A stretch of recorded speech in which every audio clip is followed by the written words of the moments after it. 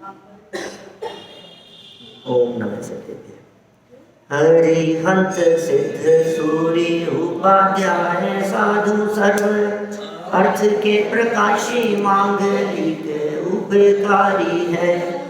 तिनको स्वरूप जान रागते भई जो भक्ति काय को नवाई सुधि को चारी है। धन्य धन्य तिन हित काज सब राज भरे कर जोड़े बारे बारे वंदना हमारी है। मंगल कल्याण सुख ऐसो हम चाहते हैं। ओ मेरी ऐसी दशा जैसी तुम दारी है। ओ मेरी ऐसी दशा जैसी तुम दारी है। ओ मेरी ऐसी दशा जैसी तुम दारी है। क्षत्र चूड़ामणि नामक यह ग्रंथ और यहाँ जीवंदर कुमार गोविंद राज नामक राजा के साथ में राजपुरी नगरी की ओर प्रस्थान कर रहे थे।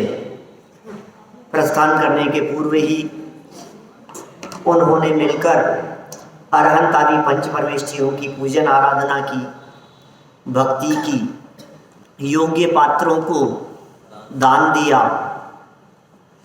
ऐसे विशेष उत्तम कार्य करके वे निकले। तो यहाँ नीतिकार ऐसा कहना चाहते थे कि निश्चित ही उनका कार्य सफल होने वाला है। कि आपने कैसे कहा कि जो देव शास्त्र गुरु की आराधना रूपी कार्यों में संलग्न हो उसके कार्य की सफलता होती ही है। तो इस तरह की बात नीतिकारों ने कही। इस श्लोक की जब व्याख्या हम यहाँ पढ़ रहे थे तो एक अपवाद की चर्चा भी यहाँ कर ली। अपवाद माने इस बात को नियम मत समझ लेना, क्योंकि कभी ऐसा भी हो कि आपने नमोकार मंत्र बोलकर भगवान की भक्ति पूजन करके किसी कार्य को शुरू किया हो और वो कार्य सफल ना हो तो फिर आपके मन में विरोध का भाव आ जाएगा। फिर आपके मन में ये आएगा कि यार ये तो फिर झूठा है, सब गड़बड़ है, फिर मामला अरे बेकार है यार, मैंने भगवान की पूजन करके किया फिर भी भगवान ने कुछ नहीं किया। अरे भाई, भगवान कुछ नहीं करते हैं, भगवान के द्वारा कुछ नहीं किया जाता है। ये तो सहज ही इस तरह का संबंध है जिसकी बात, जिसका उल्लेख यहाँ किया गया था। देखिए, मोक्ष मार्ग प्रकाशक 8वें अध्याय का यह प्रसंग यहाँ प्रस्तुत किया गया। मैं उसी प्रसंग को जिसे कल अंतिम चरणों में पढ़ा था उसे पढ़ते हुए बात को आगे बढ़ाऊंगा। पेज नंबर है 469, 469 नंबर पेज है। देखिए जरा आगे क्या कहते हैं इस संबंध में। वर्तमान में पुण्य कार्य हो और उसी समय पूर्वबद्ध पुण्य कर्म का उदय ना हो, ऐसा भी हो सकता है। आपने तो कार्य किया वर्तमान में, अरे साहब देखो शिखर जी की यात्रा के लिए गए थे और फिर भी चोरी हो गई। देखो आप ऐसे अच्छे काम के लिए निकले थे फिर भी एक्सीडेंट हो गया। तो ऐसा भी तो हो जाता है ना कई बार। पुण्य कार्यों के करते करते भी ये पाप कर्म का उदय तो आ ही जाता है ना। यात्रा के लिए जाने वालों की बस खाई में गिर जाती है और ऐसी गाड़ियों में भगवान की भक्ति भजन गाते हुए लोग जा रहे हैं, उसके बावजूद दुर्घटना हो जाती है। तो फिर आखिर ऐसे कार्य भी तो होते हुए दिखाई देते हैं। आप सोचिए, यदि ये कर्म सिद्धांत ना हो तो हमारी पूरी की पूरी श्रद्धा फेल हो जाए। कुछ मरते कुछ बच भी जाते।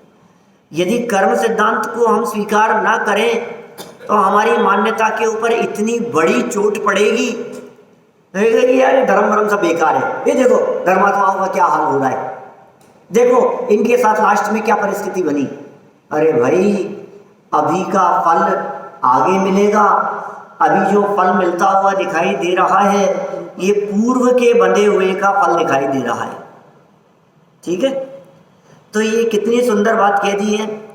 संकट का संकट परिहार का और अनुकूल कार्य होने का नियम नहीं है। आप इसको नियम नहीं बना सकते कि इसका मतलब हमने देखो साहब पूजन करी हमने, अब तो मेरे साथ अच्छा ही होगा। कोई व्यक्ति लॉटरी का टिकट खरीदे और नमोकार मंत्र पढ़ के खरीदे तो उसके तो लॉटरी खुल जाएगी। और 4 लोग नमोकार मंत्र पढ़े तो किसके निकलेगी? माने बहुत तरह की बातें हो सकती है। देखिए उदाहरण दिया है इन्होंने पांडव मुनिराजों का।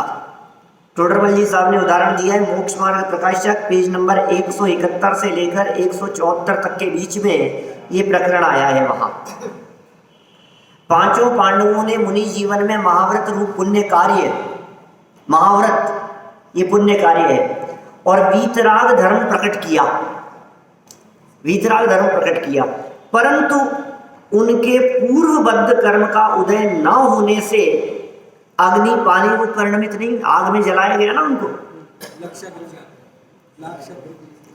नहीं नहीं, ये तो महाव्रतों की चर्चा कर रहे हैं। गरम गरम लोहे के आभूषण पहना दिए थे। ये जो पांडव मुनिराज यहाँ खड़े हुए हैं हमारे इस चित्र में, 5 पांडव मुनिराज खड़े हुए हैं शत्रुंजय पर्वत के ऊपर, पालिताना के पास है ना शत्रुंजय, उस पहाड़ी पर 5 पांडव मुनिराज खड़े हुए हैं। और कौरव जो थे, कितने भाई थे कौरव? 100 थे। वे 100 के 100 मर गए युद्ध में, महाभारत के युद्ध में वे 100 के 100 मर गए साध्य। फिर क्या हुआ? तो उनके मर जाने के बाद उनका जो दुर्योधन का भांजा था उसने इन 5 पांडवों को मुनि अवस्था में तप करते हुए देखा, मुनि अवस्था में देखा। ये ध्यान कर रहे हैं, और ये वही लोग हैं जिन्होंने, जिनकी वजह से मेरे मामा मर गए। ये भी थे तो मामा ही, लेकिन इन्होंने मेरे मामाओं को मार दिया। 100 के 100 को बदला लेने का समय आ गया। तो क्या करें? उधर वहां किसी के यहाँ मकान बन रहे थे तो लोहे के सरिये रखे हुए थे। क्या? तो लोहे के जो सरिये रखे थे ना ऐसे लंबे लंबे, उनको उसने आग जलाई, और आग जला करके उन सरिये लोहे के उनको इतना गर्म किया, इतना गर्म किया कि वे लाल हो गए। और फिर किसी उससे चीज से पकड़कर, संडास आदि से पकड़कर, उससे पकड़कर उसको गोल घुमाया और गले में पहनाया, गरम गरम शरीर में पहना दिया, ऐसे ऐसे कुंडल जैसे बना दिए, और हाथ में ऐसे कड़े जैसे पहना दिए, यहाँ बाजूबंद पहना दिए, ऐसे गरम गरम लोहे की लाल सुरख लोहा, सारा शरीर जल गया उनका, पांडव मुनिराजों का। ये कह रहे हैं जब उनका शरीर जल रहा था, जब इतने गरम गरम लोहा उनके ऊपर डाला जा रहा था, तब उनकी वो लोहे की अग्नि, वहां पानी क्यों नहीं हुआ? ये बताओ। वे तो इतने धर्मात्मा लोग थे, वे तो मुनिराज थे, ऐसा हो जाना चाहिए था। पुण्य भी बहुत बांध रहे थे, महाव्रती थे, और सच्चा धर्म भी हो रहा था, वितरागता रूप धर्म। ये नहीं हुआ, ये कह रहे हैं यहाँ, क्योंकि उनके पूर्वबद्ध पाप कर्म का उदय था, पहले के बंधे हुए पाप कर्म का उदय था। ये तो एक उदाहरण टोडरमल जी ने मोक्ष मार्ग प्रकाशक में दिया है, आप 1000 उदाहरण देख सकते हो। मैं तो कभी कभी ऐसा कहता हूँ निहाल जी साहब, ऐसी बात बोलता हूँ मैं, कि जो लोग भगवान पार्श्वनाथ का नाम लेकर अपने संकट से बचने की बात करते हैं, मैं कहता हूँ स्वयं पार्श्वनाथ के ऊपर संकट आया, वो क्यों आ गया? क्या वो तुम्हारा संकट क्या दूर करेंगे? खुद के ऊपर ही संकट आने से रोक नहीं सके। गंभीरता से विचार करने की बात है भाई। वे पार्श्वनाथ स्वामी भी मुनि अवस्था में जब बैठे रहे तो उनके ऊपर भी उपसर्ग हुआ ना, बचा लेते, देखे नहीं होने देते, कमट को पत्थर नहीं बरसाने देते। प्रथमानुयोग में कितने प्रसंग मिलते हैं मुनिराजों की, यदि मैं चर्चा करने लगूं तो लाइन लगा करके 200 उदाहरण दे सकता हूं। क्या?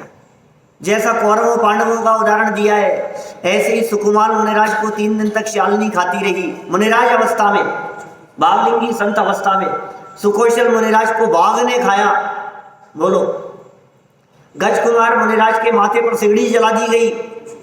यशोधर मुनिराज उनके गले में मरा हुआ सर्प डाल दिया गया। घानी में पेल दिए गए मुनिराजों को।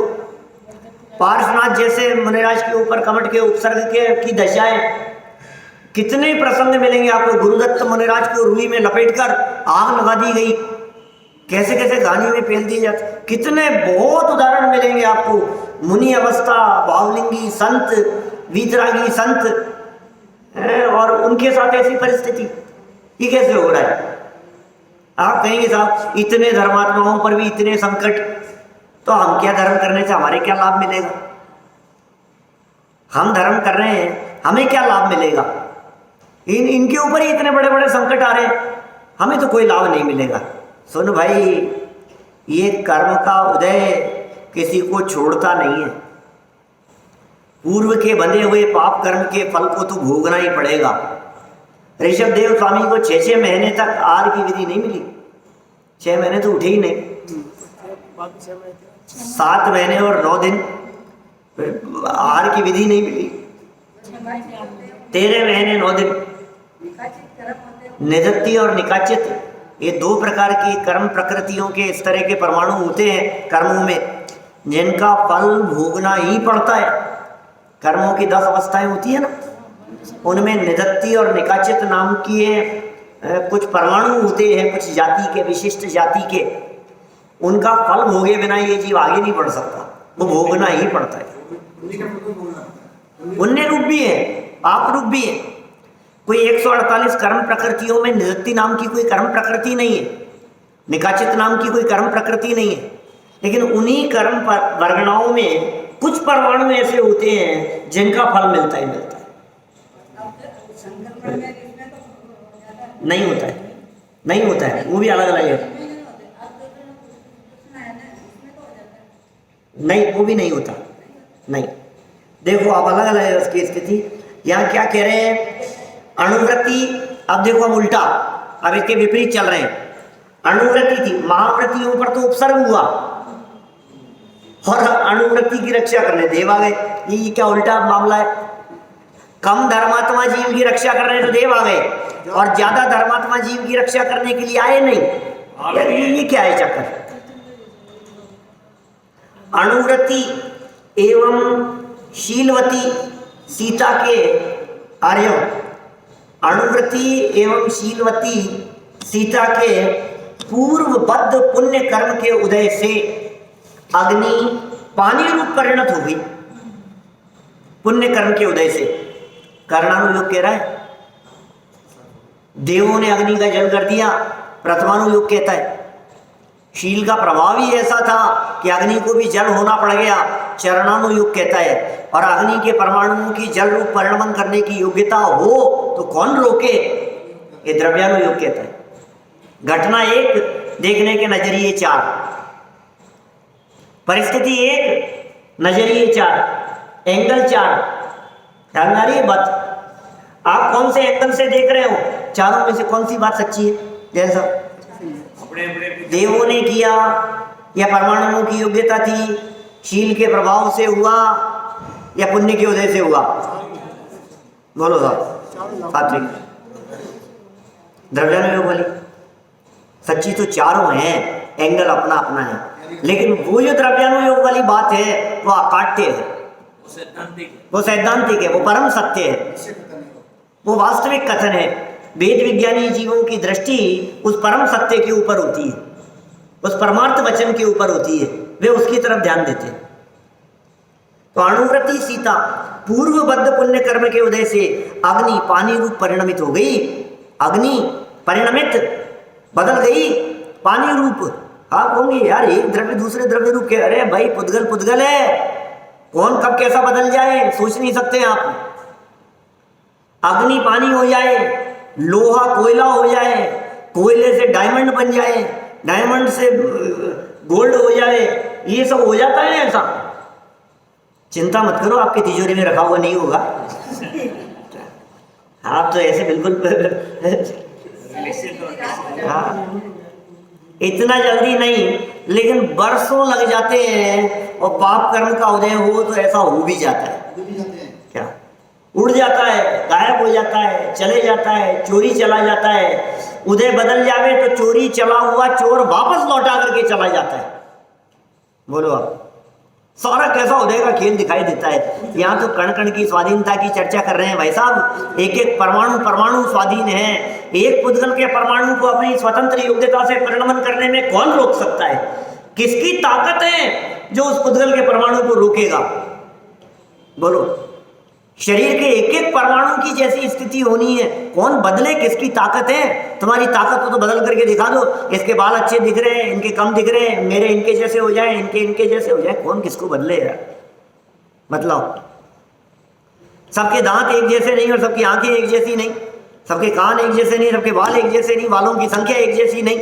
आपको ही नहीं पता आपका कौन सा बाल कब कहाँ उड़ रहा है और कौन सा जा रहा है और कौन सा कैसा परिणमन कर रहा है। किसमें से 2 मुंह निकल रहे हैं और कौन सा आधा काला और आधा सफेद हो रहा है। ये स्वाधीन है। एक एक चीज ये पानी रूप परिणमित हो गई। अग्नि पानी हो गई। पानी अग्नि हो जाए, पाप कर्म का उदय। तो पानी में पैर रखे और जलने लग जाए, पाप कर्म का उदय हो तो ऐसा हो जाए। बोलो, पानी पीवे और जहर का काम करे, जहर पीवे और पानी हो जाए। क्या क्या है वास्तव में जगत का। रोजाना हमारे को इस तरह के खेल और इस तरह के नाटक दिखाई देते हैं पूरे दुनिया भर में, लेकिन वस्तु स्वरूप समझने की तरफ हमारी बुद्धि नहीं दौड़ती है। उपयोग इधर नहीं लगता है कि यार ये क्या वस्तु स्वरूप है। ये बात कितनी गजब की है। नहीं आती। ये तकलीफ है। क्या कह रहे हैं बाबू जी? ज्ञान में आते हुए भी श्रद्धा में नहीं आती है। इसलिए नहीं आती है कि उसे सिर्फ ज्ञान का गेय बनाते हैं, हम उस पर विचार नहीं करते। जिस वस्तु विषय वस्तु के बारे में बार बार गहराई से विचार किया जाता है वो बात श्रद्धा तक पहुंच जाती है। श्रद्धा में ज्ञान का जोड़ती है। बोलो, ज्ञान में श्रद्धा का जोड़ती है। आपके हस्बैंड, आपकी वाइफ, आपके बच्चे आपके विरोध में चल रहे हैं, बराबर? अभी उन्होंने आपका विरोध किया, आपके ज्ञान का विषय बना, लेकिन वो बात आपके ज्ञान के विषय के साथ साथ चिंतन का विषय बन जावे तो आपकी श्रद्धा में बैठ जाएगी कि ये तो मेरे दुश्मनी है। आप समझ रहे हो? वो ज्ञान का विषय बनने के बाद क्या होता है?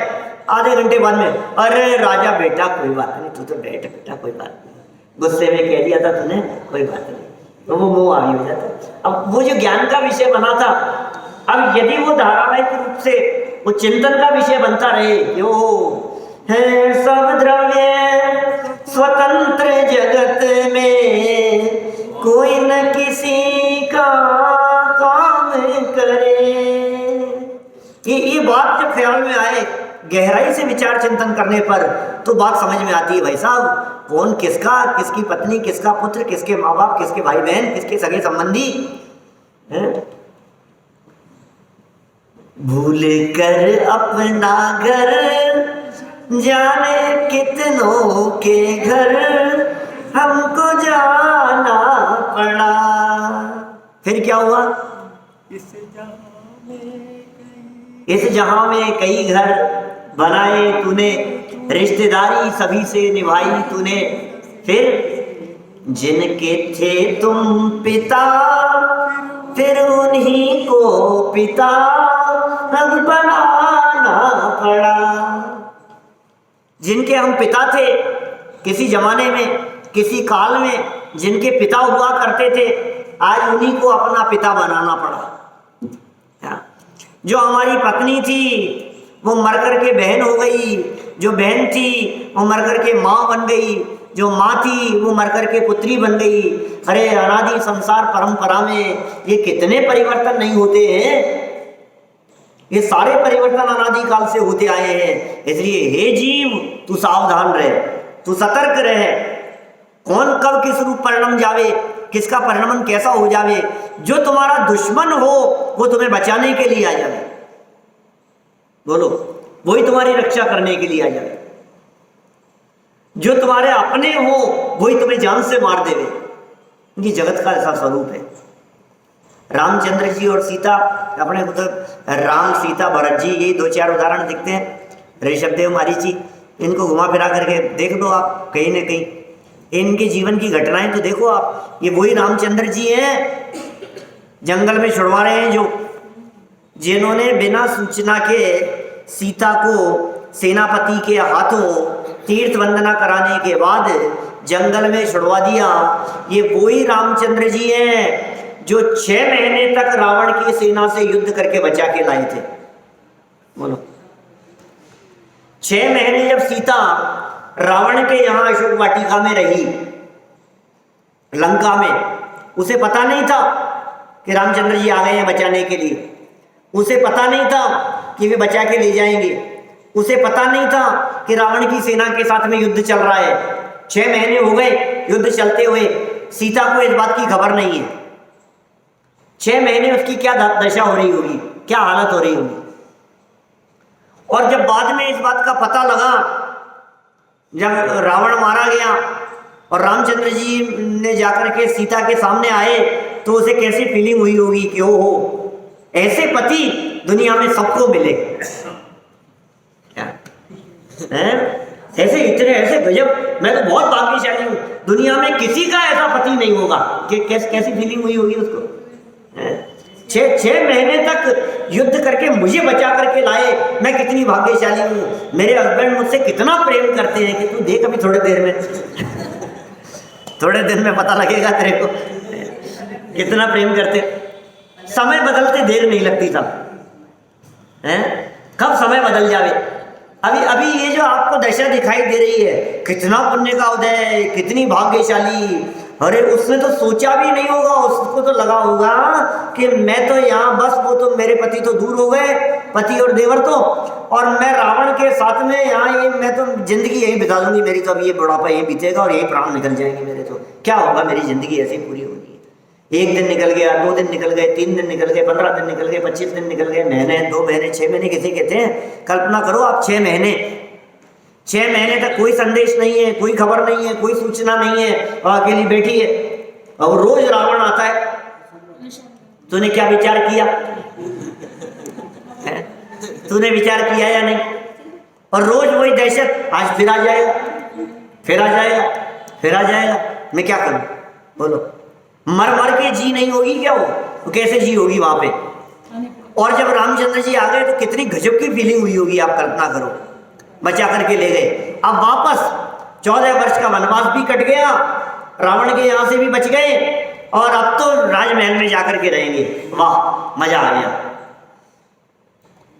समय बदल गया। इतना प्रेम करने वाले, एक वाक्य नहीं पूछा, किसी से बात नहीं की, जंगल में छुड़वा दिया।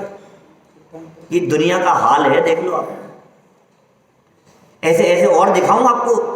जगत काय स्वभाव व संवेग वैराग्यार्थम, ऐसे कई उदाहरण मिल जाएंगे आपको। पवनंजय, अरे कितना प्रेम करने वाले हैं, ऐसे दीवाने कहां मिलेंगे आपको। और फिर क्या हुआ, शक्ल नहीं देखी, लो साहब हो गया। ये प्रथमानु योग क्या सिखा रहा है, ये प्रथमानु योग क्या बतला रहा है, ये घटनाएं हमारे को क्या शिक्षा दे रही है कि भाई जब तक समय अच्छा चलता हुआ दिखाई दे रहा है तो आत्म कल्याण की तरफ लग जा। समय का कोई भरोसा नहीं है, समय बहुत बलवान है। काल लब्धि और होनहार ये कमजोर नहीं है, होनी को टाल नहीं सकता कोई भी व्यक्ति। समयो एक बड़े नहीं घटसी, जो सुख दुख की पीरा रे। कौन सा परमाणु कब कहां बदल जावे, बोलो। अच्छी चीज भी खाए थे लड्डू और 10 तो लग गए। ये क्या हुआ, एक लड्डू क्या खा लिया कि ये तो इतनी डायबिटीज बढ़ गई कि लोग अटैक आ गया, पैरालिसिस हो गया, ये हो गया, दिमाग में चढ़ गई, कोमा में आ गए, परेशान हो गए। ये क्या हो गया, ये बतलाओ मेरे को। अच्छे से अच्छे डॉक्टर को दिखाया और क्या इलाज किया और क्या हो गया। ये कैसे हो जाती है ये सारी बातें। एक घटना याद दे दी इन्होंने। भाई साहब सुनो, वापस सुनो। अणुव्रति एवं शीलवती, अणुव्रति और शीलव्रति नहीं, शीलवती। पहले व्रति है, बाद में वती है। अणुव्रति एवं शीलवती सीता के पूर्वबद्ध पुण्य कर्म के उदय से अग्नि पानी रूप परिणत हो गई। अभी तो घटना और जंगल में छुड़वाने के बाद 22 साल निकल गए, 20-22 साल। लव कुश बड़े हो गए, जवान हो गए। अब रामचंद्र जी मिले और देखते ही अरे मेरी सीता, और सीता को भी लगा अब तो इतनी सजा दे दी, इससे ज्यादा क्या सजा देंगे क्या, अब तो ले लेंगे, बच्चे मिल गए, इतने बच्चे बड़े हो गए हैं, अब वो बातें पुरानी हो गई, वो सब बातें अब तो ले चलेंगे राजमहल में। लेकिन फिर क्या बोलते हैं पलट करके, नहीं पहले अग्नि में कूद करके देखा, तू पवित्र होगी तो लाऊंगा। पहली बारी तो हो रही है, रावण के आने के बाद नहीं हुई, रावण के आने के बाद तो महलों में रही सीता, रामचंद्र जी के साथ में रही, लव कुश गर्भ में आ गए, फिर जंगल में छुड़वा दिया, फिर लव कुश जब बड़े हो गए और फिर जब जंगल से जब वापस लौट करके आई लव कुश के साथ में, तब रामचंद्र जी ने कहा कि अब पहले अग्नि परीक्षा, कुछ नहीं बस अग्नि में तू कूद जा और तू यदि शुद्ध निकलेगी तो फिर राजमहल में रहेंगे अपन आराम से। फिर वो दादा के द्वारा लिखा गया वो पश्चाताप खंड का के पढ़ो, अरे जो अग्नि परीक्षा तुम आज ले रहे हो, ये अग्नि परीक्षा 22 साल 20 साल पहले भी हो सकती थी। रावण क्या लिखा है? अकेले निर्जन वन में मुझे छोड़ दिया, ये तो कुछ न्याय नहीं है। बोलो, सेनापति को तो वैराग्य हो गया। कैसी कैसी घटनाएं घटती है। ये अग्नि परीक्षा भी हुई तो अग्नि का जल बन गया, अग्नि का जल बन गया। इस घटना को देखकर कोई शीलवान और शीलवती अग्नि में कूदने का प्रयास न करे क्या, क्या अग्नि मुझे नहीं जलाएगी, जला के खाक कर देगी अग्नि क्या, कि नहीं नहीं सीता, अरे जिसके पुण्य का उदय जैसा होता है वैसा वस्तु का परिणमन होता है। तो ऐसा नहीं है कि वो सीता अग्नि में कूदती और वो सीता का तो चीलता, अरे भाई वो जल भी सकती थी, जल भी सकती थी, लेकिन वो नहीं जली, ऐसा ही पुण्य कर्म का उदय था, वो अग्नि परिणमित हो गई। कैसे? पानी रूप परिणमित हो गई। ये कहना चाह रहे हैं, अर्थात वर्तमान कालीन दान पूजादिक मांगलिक शुभ कार्यों से सभी कार्य संपन्न हो ही जाते हैं, ऐसा सर्वथा नियम नहीं है। दान देने से आपका काम सफल हो जाएगा, नियम नहीं है, लेकिन मुख्यता से बात है। नियम नहीं है, लेकिन अच्छे कार्य का तो अच्छा फल मिलता ही है। भैया अच्छा सोचो, अच्छा विचार करो, अच्छा चिंतन करो, भगवान की भक्ति करो, पूजन करो, उनका गुणानुवाद करो, उनके स्वरूप का चिंतन करो, बाद में मिलेगा। भगवान के स्वरूप का चिंतन करो, आत्म स्वरूप का चिंतन करो, वेद विज्ञान करो, शांति से बैठ करके वस्तु स्वरूप का गहराई से विचार करो। वस्तु स्वरूप विचार खुशी से सब दुख संकट सहा करे, ये सब बातें सिखा रहे हैं यहाँ पर। इसलिए कह रहे हैं भाई साहब, नियम तो नहीं है, ये बात इसलिए कह दी है क्योंकि आपको कहीं गलत फहमी नहीं हो जाए कि नमोकार मंत्र पढ़ के कोर्ट में गया था, हार गया, ये गलत फहमी नहीं हो जाए आपको। देखिए आप आगे बढ़ते हैं। वर्तमान कालीन दान पूजादिक शुभ कार्यों से कार्य संपन्न नहीं होते। क्या कह रहे हैं यहाँ पर?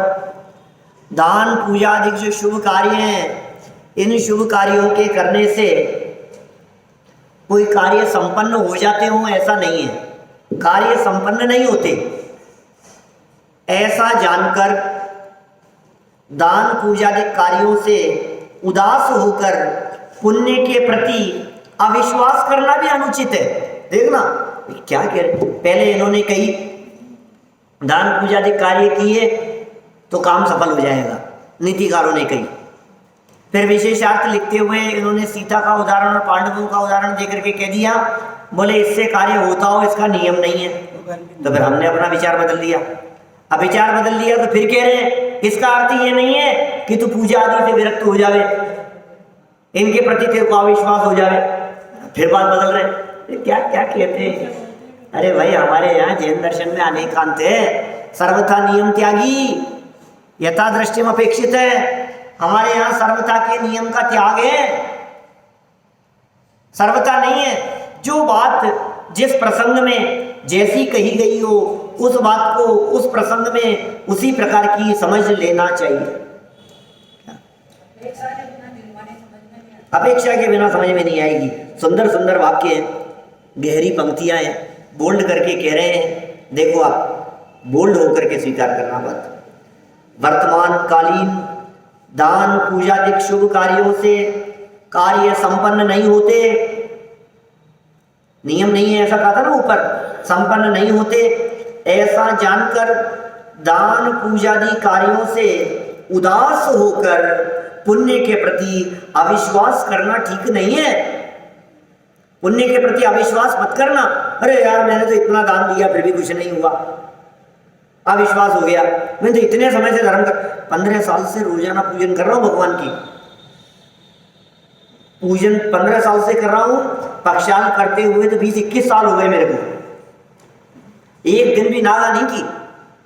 और मुझे ऐसा लगता है यदि मैं नहीं करता तो कौन करता? भगवान बिना नहाए बैठे रहते। मैं यदि प्रक्षाल नहीं करता तो भगवान का क्या होता बेचारा, बोलो। अरे भाई सुन, ये सोचने की जगह ये सोच, यदि मैं ये प्रक्षाल नहीं करूंगा तो मेरा क्या होगा, भगवान का क्या होगा, उसकी मत सोच। क्या भाई साहब, वो तो हमारे हैं आपका प्रवचन सुनने के लिए, हम नहीं आते तो तुम किसको सुनाते? क्या भगवान रोजाना आकर के आपकी पूजन करता हूं, मैं रोजाना आकर के आपकी पूजन नहीं करता तो कौन तुम्हारी पूजन करता? ये तो बताओ। हम आ जाते हैं, नहीं तो मंदिर खाली पड़े रहते। कि सुन भाई, भगवान की मत सोच, वे तो 3 लोग के नाथ हो गए। तू अपने बारे में विचार कर कि मैं नहीं करूंगा तो 4 लाख योनियों में मेरा क्या होगा,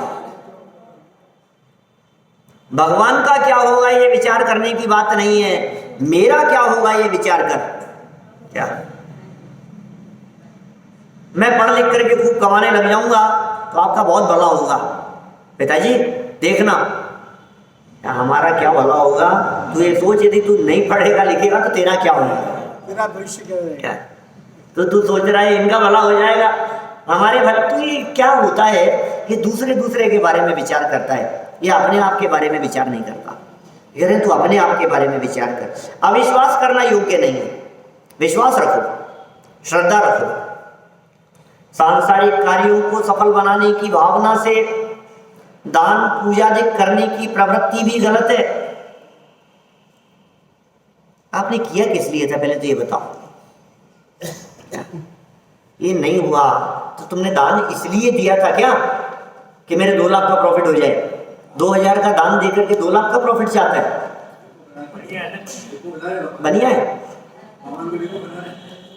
11,000 दान राशि देता है और सोचता है 1.25 लाख की लॉटरी खुल जाए।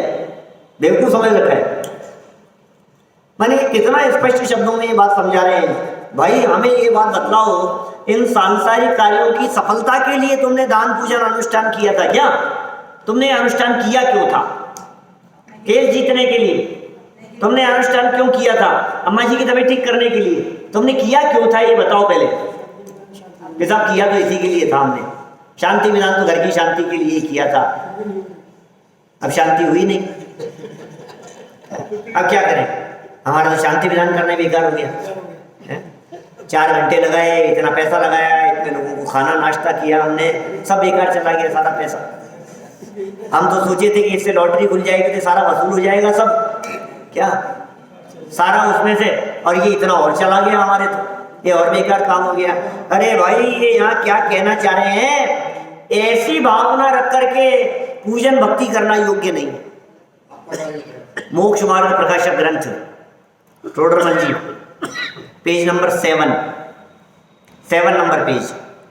कल आपको पेज नंबर बतलाया था 17, आज पेज नंबर बतला रहा हूं 7 नंबर पेज पर। अरहंत आदि से प्रयोजन की सिद्धि, उनका उपदेश, उनका लाभ, ये सब लौकिक पारलौकिक प्रयोजन की सिद्धि होगी, उन जैसा बन जाएगा, भगवान बन जाएगा, सब बतलाया। ये प्रश्न उठाया, अरहंत आदि की भक्ति पूजन करने से हमारे लौकिक प्रयोजन की सिद्धि भी होती है या नहीं?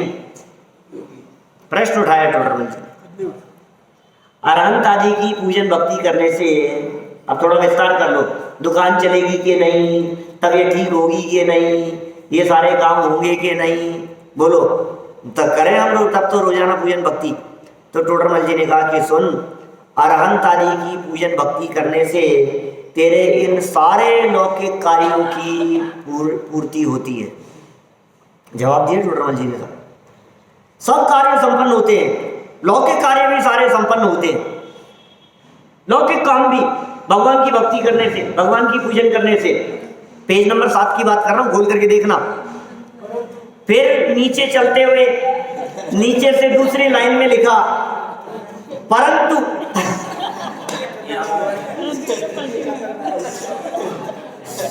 क्या माने नीचे उतर करके फिर क्या कहते हैं, पहले तो हमारे को खूब, हाँ बेटा बिल्कुल सारे काम होंगे तेरे, तू चिंता मत कर, भगवान की भक्ति कर, रोज पूजन कर, तेरे सारे काम संपन्न होंगे। फिर नीचे उतर करके क्या कहते हैं, संपन्न तो होंगे परंतु ऐसे प्रयोजन को लक्ष्य में रख के पूजन भक्ति करने से पुण्य की जगह उल्टा पाप ही बंधता है। इसलिए इस प्रयोजन को लक्ष्य में रखकर पूजन भक्ति करना सर्वथा अयोग्य है। उठा के देखना लाइनें, बोले लौकिक कार्य तू कि भिखारी बन के आया है कि भक्त आया था हमारे सामने? लौकिक कार्य की दृष्टि से भक्ति नहीं करना क्या? ये बात अपने दिमाग में रख करके भगवान की भक्ति पूजन मत करना। एक डांट लगाई खींच करके उन्होंने, ये तो खुश हो गया था, ये तो अब तो रोज करूंगा, अब तो रोज करूंगा, क्योंकि मेरे तो ये काम हो रहा है ना। उन्होंने कहा ऐसा काम रख के, प्रयोजन रख करके तू यदि भक्ति पूजन करे, गलत फहमी में है, धोखे में मत रहना, पाप बांधे, उस जाति का, उत्कृष्ट जाति का पुण्य भी नहीं बनेगा। तो निस्वार्थ भाव से भगवान की पूजन भक्ति कर, उनके गुणों की आराधना कर, अपने आप पुण्य बंधता है, अपने आप काम संपन्न होंगे, सब होता है, स्वयं होता है, अपने आप होता है। लेकिन करने के लिए ये गलत है यार। दिवाली का सीजन है, थोड़ी सी अच्छी कमाई हो जाए, भगवान आपके क्या एक गोला के 5 गोले चढ़ाऊंगा इस बार, 5 मंदिरों में जाकर के पूजन करूंगा, दर्शन करूंगा, जा करके थोड़ा सा, बस इतना सा। हाँ बोलो, देखो क्या कह रहे हैं यहाँ, वो मार्मिक बातें हैं भाई, गहराई से विचार करो तो ये बातें सब समझ में आती है। ये कहते हैं ना बार बार, निहाल जी साहब जो बार बार बात कहते हैं, सुनता तो है, समझ में विचार नहीं करता है, लगती नहीं है। मैं कोई ऐसी बात नहीं कह रहा हूँ जो यहाँ बैठी हुई इस सभा में किसी ने सुनी नहीं, सबने सुनी है बातें तो घूम फिर करके यही आएगी। लेकिन ये बार बार चोट पड़नी चाहिए, बार बार हमारी मान्यता के ऊपर, मिथ्या मान्यता के ऊपर, उल्टी मान्यता के ऊपर चोट पड़नी चाहिए, बार बार चोट पड़े, तब जाकर के कहीं वो लगेगी। कहते ना, करत करत अभ्यास से रस्सी आवत जात थे, सिर पर पड़े निशान। बार बार मैं आपसे कहता हूं, बतलाइए, कोई बड़ा शिला है, पत्थर की शिला, उसके ऊपर हमने 1 गिलास पानी डाला तो कितने निशान पड़ेंगे? कुछ भी नहीं पड़ेंगे। क्या बात कर रहे हो? 1 गिलास डालेंगे तो निशान नहीं पड़ेगा उसके ऊपर, पानी के छेद नहीं होगा बड़े शिलाखंड में, नहीं होगा। अच्छा, फिर 1 गिलास और डाला तत्काल, नहीं, फिर 1 गिलास और डाला, और नॉन स्टॉप हम 1-1 गिलास डालते रहे पानी उसके ऊपर, बोलो फिर क्या होगा? बोलो 6 महीने तक लगातार उसके ऊपर बूंद बूंद पानी गिरता रहे, बोलो, नल से पानी टपक रहा है, 1 बूंद पानी जमीन पे गिरा, 6 आप चले गए कहीं बाहर, और 6 महीने तक 1-1 बूंद पानी टपकता रहा। अब बताओ पत्थर का क्या होगा? नीचे छेद होगा कि नहीं होगा? ये है डेली प्रैक्टिस का लाभ। डेली रोज रोज रोज रोज रोज रोज रोज रोज रोज नहीं, एक दिन में कर लेंगे। अरे भाई, वो पंक्तियां पढ़ी थी, माली सींचे 100 घड़ा, ऋतु आए फल होए।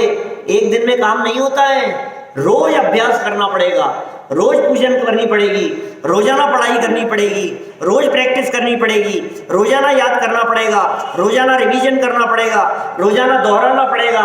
ये भेद विज्ञान की चर्चाएं, ये आकर्तावाद की चर्चाएं बार बार बार बार बार बार बार बार बार बार चलती रहे तो एक क्षण ऐसा आएगा कि दो टुकड़े हो जाएंगे इस मिथ्या मान्यता के, दो नहीं 3 टुकड़े होंगे। काम तो ऐसा होगा। अब तुम सोचिए, कुछ होता तो है नहीं, कुछ होता तो है नहीं। आज तुमने बीज बोया, मान लो जमीन में अभी बोया है, और आधे घंटे बाद में देखें क्या हुआ, कुछ निकला तो नहीं। खोद करके देखे बीज का क्या हुआ, अंकुरित हुआ कि नहीं हुआ। बार बार में देखे होगा नहीं, तो 5 दिन शांति रख, 3 दिन शांति रख। बार बार में चेक मत कर, एक बार वो काम होने दे रेगुलर। कुछ होता तो है नहीं साहब, 15 दिन से आ रहा हूं, अभी तक तो कुछ हुआ नहीं। मैं बड़े पंडित जी के शब्दों में बात करूं ना आपसे, तो मैं ये कह सकता हूं कि साहब तकलीफ बहुत है, कोई उपाय बताओ। एक ही उपाय है, तो आकर के स्वाध्याय कर। कि साहब आकुलता टेंशन बहुत रहती है, स्वाध्याय में आया। फिर साहब 10 दिन हो गए स्वाध्याय करते हुए, फिर भी कोई उपाय हुआ नहीं, आकुलता कम नहीं होती है। और आ रोजाना कि साहब बहुत समय से आ रहा हूँ और रोजाना 1 घंटा स्वाध्याय करता हूँ, फिर भी शांति नहीं मिल रही, चैन नहीं मिल रही। तो एक काम कर, खुराक बढ़ा दे। 2 घंटे एक टाइम करता था ना, 1 घंटे करता था ना, 2 घंटे करना शुरू कर दे। तो साहब 2 घंटे कर रहा हूँ, सब काम नहीं हो रहा, तो क्या करें? 3 घंटे करना शुरू कर दे। किसी डॉक्टर को हमने जाकर के दिखाया, उसने दवाई दी, और हमने जाकर के दवाई दी, और तबीयत ठीक नहीं हुई, और डॉक्टर के पास में गए दोबारा, तो डॉक्टर क्या कहेगा? डॉक्टर साहब दवाई बदल दो। नहीं, दवाई तो यही है, दवाई तो यही है कि साहब ठीक नहीं हो रहा है, एक काम कर, डोज बढ़ा दे। 25 की 50 mg कर दे। 25 mg ले रहा था ना, 50 mg लेना शुरू कर दे, 100 mg की चालू कर दे। क्यों? खुराक बढ़ा दे, उसकी डोज बढ़ा दे उसकी। ऐसे ही हम ये कह रहे हैं, यदि आत्म कल्याण करना हो, आत्मोद्धार करना हो, जीवन में यदि आकुलताओं पर विजय प्राप्त करनी हो, यदि जीवन में सर्व टेंशनों से मुक्ति प्राप्त करनी हो, यदि आपको जीवन में मोक्ष मार्ग प्रकट करना हो, अतीन्द्रिय आनंद प्रकट करना हो, तो क्या करें? बोले ये खुराक है, स्वाध्याय, तत्व चिंतन, मनन। ये साहब खूब किया लेकिन फिर भी नहीं हुआ, खुराक बढ़ा दे। इतना किया लेकिन फिर भी लाभ नहीं हुआ, और बढ़ा दे। कि साहब लाभ नहीं, और बढ़ा दे। कि 4-4 घंटा करता हूं फिर भी कुछ नहीं होता है, और बढ़ा दे। कि साहब इससे ज्यादा के प्राण दोगे क्या हमारे? कि प्राण तो तेरे निकल रहे हैं इसके बिना। क्या हम क्या प्राण लेंगे तुम्हारे? इसके बिना, इस तत्व ज्ञान के बिना तेरे प्राण अभी निकले कहां है? निकलेंगे, रोएगा तू। हम कह रहे हैं खुराक बढ़ा दे, हम कह रहे हैं टाइम बढ़ा दे, हम कह रहे हैं कंसंट्रेशन बढ़ा दे, हम कह रहे हैं झोंक दे जितना बचा है समय इसके लिए, यदि तू आत्म कल्याण चाहता हो तो। नहीं, क्या कितना करूं? अब इतना तो कर लिया, अब इतना तो कर लिया, नहीं होगा। रुचि की जरूरत है। देखिए क्या कह रहे हैं यहाँ भाई, सांसारिक कार्यों को सफल बनाने के लिए, बनाने की भावना से दान पूजा करने की प्रवृत्ति ये गलत है। इस भावना से ये काम मत करना। अच्छे नंबर आ जाए इसलिए पूजन करके काम शुरू मत करना, नमोकार मंत्र पढ़ के शुरू मत करना। सहज आकुलता से बचने के लिए जो होगा सो स्वीकार है। दान पूजादिक से पुण्य कर्मों का बंद होना। देखो, दान दिया, पूजन करी, जाप किया, स्तुति की, भक्ति की, वीतरागता, सर्वज्ञता का चिंतन किया, इससे पुण्य कर्मों का बंधन होना तथा उससे कार्य संपन्न होना, यह तो सहज निमित्त नैमित्तिक संबंध है, इसका निषेध नहीं समझना चाहिए। माने अच्छे कार्य से सहज ही पुण्य बंधता है, और पुण्य बंधने से उसके फल में सहज ही आपके कार्यों की सिद्धि होती है। यह निमित्त नैमित्तिक संबंध समझना चाहिए।